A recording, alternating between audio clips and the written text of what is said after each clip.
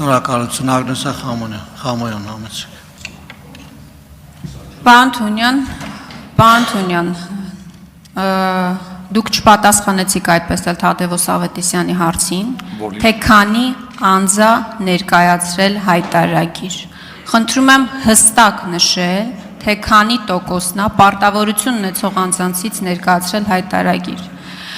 Իմ կողմից բարձրացրած հարցադրումից հետո, որ քրեական պատասխանատվություն 3-ից 6 տարի ժամկետով հնարավոր է սպառնալ այն քաղաքացիներին, ովքեր հայտարարագիր չլրացնեն կամ սխալ հայտարարագիր ներկայացնեն,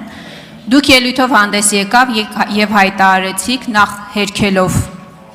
իմ դիտարկումները բարձրաձայնած, ասացիք, որ այդուհանդերձ կխոսենք իրավաբանների հետ։ Հիմա ուզում եմ իմանալ այդուհանդերձ խոսեցիք իրավաբանների հետ եւ ինչ է սպառնում մեր այն քաղաքացիներին, ովքեր նոյեմբերի 1-ի դրությամբ հայտարարագիր չեն լրացնի կամ սխալ տվյալներ կլրացնեն հայտարարագրում։ Շնորհակալ եմ։ Պարոն Թունյան, առաջարկում հարցին չպատասխանել, որովհետև 24 ժամյա ռեժիմին Չէ, բայց վերաբերում ես ցույց չեմ տալի, պարոն Թունյան, շնորհակալ եմ։ Այ զգուշացումից անմիջապես հետո հարց եք տալիս բովանդակային։